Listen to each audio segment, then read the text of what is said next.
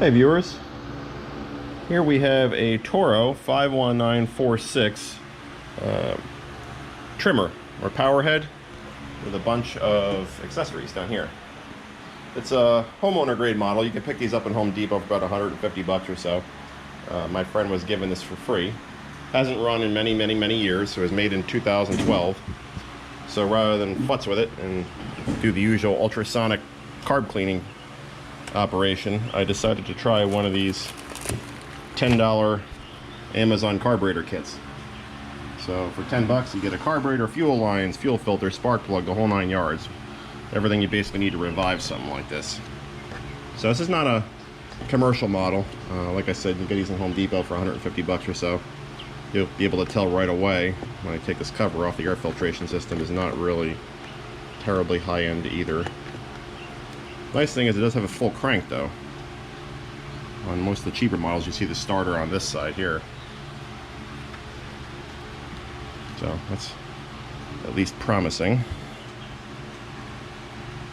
So taking this cover off. It seems to be stuck on there pretty well.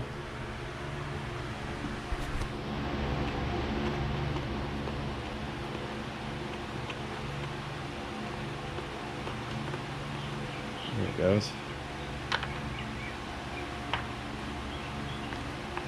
Wow, sure is. It's cemented on there. Two-handed operated. Okay, cover's off. Just a little stuck on there.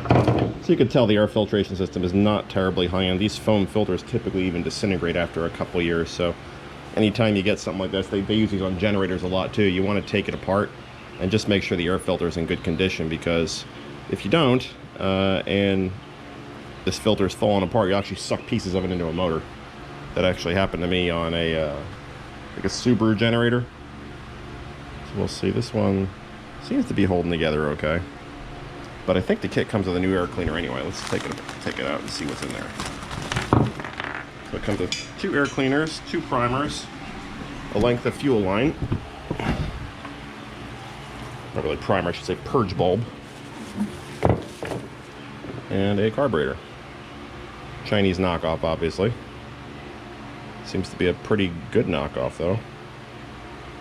This one looks like a Zama rotary carb.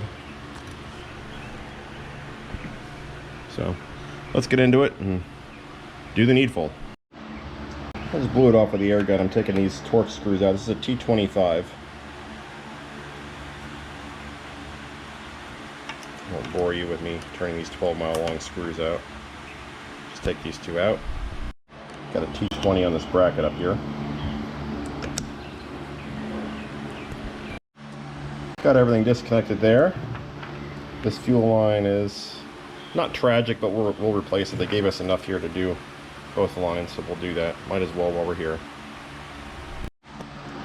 All I'm doing is threading new fuel lines into those little holes in the fuel tank. Now the higher end models will have a grommet there, so if it starts to leak, you just replace the grommet. This is, like I mentioned, a homeowner model, so it's not that fancy.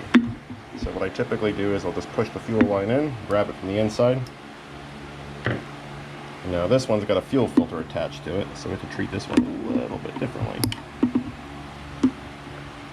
So what we'll do is we'll fish that out, we'll cut it, we'll yank it out. The kit did come with a new fuel filter, so we'll use that, assuming it fits. Just fishing it out with a pick. Now if you have trouble feeding these fuel lines in, just coat them with a little bit of 2-stroke oil. So I have this line set kind of long, because this is the fuel filter on it. That's the new fuel filter. So we'll push that back in the tank. This is just the vent. We only need a little bit of line sticking out for that one. So the one here, this long one, goes into the carburetor, so we'll trim that to size once we get the new carburetor mounted. So you got to take note, obviously, which port these come off of too. So the one for the filter came off of here, and the one to the purge bulb hooked up to here. Okay, so now we got to make a new piece of line for piece that goes from the carburetor to the purge bulb. And notice this line goes to the shorter of the 2 stems. You notice there's 2 different lengths here. So the piece from the carburetor goes to the shorter of the 2. And the bottom one goes to the piece coming out of the tank right here. Really just skipped a lot, but I got the primer in there. Got the fuel lines hooked back up. And I got the cover fastened again, so we're ready to put some gas in and give it a try. Again, I didn't even try it with this. I didn't swap the gaskets. They were in pretty good shape. Didn't see the need to mess with them. Toro has kind of this like one-piece gasket heat shield thing, so I didn't want to mess with that. Should seal just fine. Let's see. That's moving okay. So what else do I have to do here besides just put gas in it? That might be it. Might be ready to go. Got her all gassed up. Realized we need a new fuel cap because that thing leaks. I also use Rec 90 fuel, which is ethanol free. Tends to make these fuel lines last a lot longer than if you don't use that. And I use Echo Red Armor 2-stroke oil and everything. You get it at Home Depot for I think it's maybe 10, 12 bucks, something like that. Makes life a lot easier. Alright, let's put a new air filter in there and fire her up. Should have mentioned I also lightly coat the air filter with 2-stroke oil too, so it helps trap at least some dirt. Otherwise these things are pretty much useless.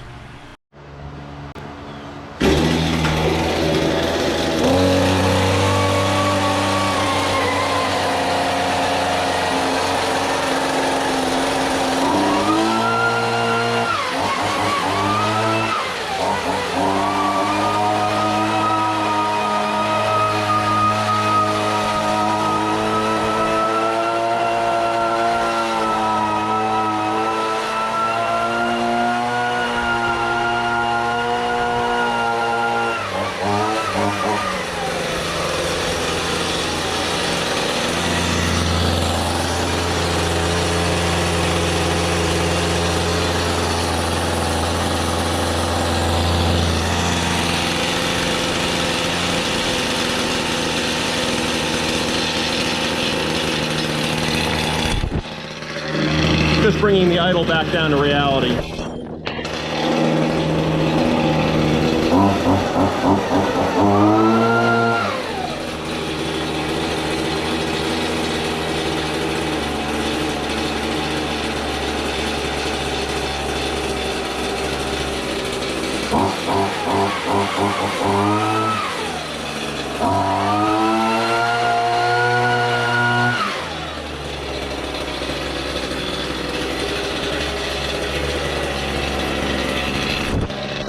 Not bad, it sounds pretty good.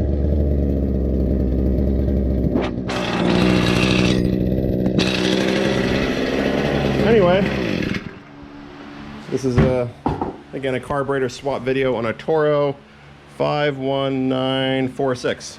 Pick them up at Home Depot and let them sit for a while and they don't start or they don't work, and 10 bucks on Amazon, you're back in business. So hope this helps somebody. Enjoy.